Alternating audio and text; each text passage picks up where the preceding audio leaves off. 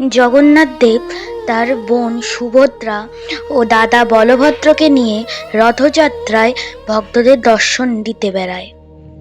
দেবী সুভদ্রার রথের নাম দর্পদলন। দর্পদলন অর্থাৎ যে দর্পের দলন করে। কিছু কিছু ক্ষেত্রে দেবী সুভদ্রাকে আদিশক্তি বলা হয়েছে। আবার ইনি হলেন সেই যোগমায়া যে কৃষ্ণকে রক্ষা করেছিলেন। দেবীর রথ দর্পদলনকে রক্ষা করেন 9 দেবী। চলুন ওই 9 দেবীর ব্যাপারে জেনে নেওয়া যাক। প্রথম রূপ দেবী বিমলা। শ্রী জগন্নাথ দেবের মন্দিরের সঙ্গে রয়েছে শ্রী বিমলা মাতা শক্তিপীঠ। ওই শক্তিপীঠের অধিষ্ঠাত্রী দেবী হলেন বিমলা। মানা হয় জগন্নাথ দেব হলো ওই শক্তিপীঠের ভৈরব। দেবী বনদুর্গা। এই দেবী বন জগতের সকল প্রাণীদের রক্ষা করেন। এই দেবীর মূর্তিতে এনার পাশে অবস্থান করেন মহাদেব ও শ্রী বিষ্ণু। এই দেবী বনদেবী অথবা বনবিবি নামেও পরিচিতা। দেবী বরাহী। শ্রী বিষ্ণুর তৃতীয় অবতার বরাহদেবের অন্তর্মিলিত নারী শক্তি হলেন ইনি। ইনি সপ্তমাতৃকার মধ্যে অন্যতম। ওনার পূজায় সুরক্ষা, সাহস এবং আত্মবিশ্বাস বৃদ্ধি পায়। দেবী চামুণ্ডা। এই দেবী ভয়ঙ্করী।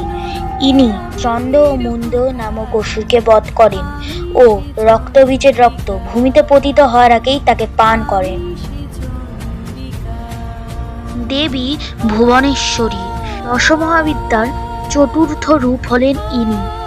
চতুর্দশ ভুবন ইনি সৃষ্টি করেন। কিছু কিছু ক্ষেত্রে এনাকেই দুর্গম নাশিনী দুর্গা বলা হয়েছে। দেবী হরচণ্ডী। এই দেবী অনেক তেজস্বিনী ও রৌদ্র। কিছু কিছু ক্ষেত্রে এনাকেই মহিষাসুর মর্দিনী বলা হয়েছে। এই দেবীর মূর্তিতে মহিষাসুর দেবীর পদতলে অবস্থিত। দেবী জয় দুর্গা। ইনি ওই দেবী যার নামের উচ্চারণ মাত্রই সকল বিপদ দূর হয়। এই দেবী অসুর বধ করে ভক্তদের বিজয়ের বরদান প্রদান করে। এই দেবী বিপত্তারিণী নামেও পরিচিতা। দেবী সর্বমঙ্গলা। এই দেবী ভক্তদের কল্যাণ প্রদান করেন। এনার নামের উচ্চারণ মাত্রই সকল কাজ সফল হয়। এই দেবীর নামের উচ্চারণে জীবনে মঙ্গলের বর্ষণ হয়। এই জন্যে এই দেবীর নাম সর্বমঙ্গলা। দেবী উগ্রতারা। দেবী তারার 8 রূপের মধ্যে এই দেবী অন্যতম। এই দেবী সংহার ও সংরক্ষণের প্রতীক। দেবী সুভদ্রার রথ দর্পদলনকে এই 9 দেবী রক্ষা করেন।